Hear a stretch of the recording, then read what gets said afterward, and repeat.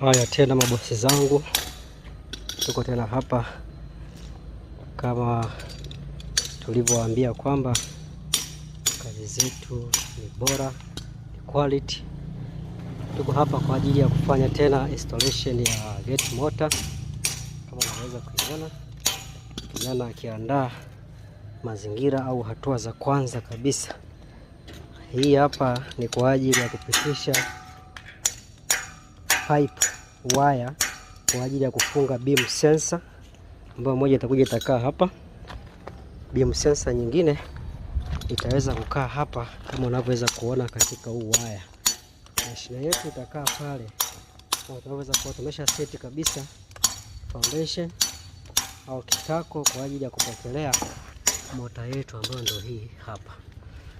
Kwa hiyo karibuni sana ndugu zetu, mabosi zetu, kwa ajili ya kazi safi kabisa. Unafungua na kufunga geti lako kwa kutumia remote. Karibuni sana, asanteni sana.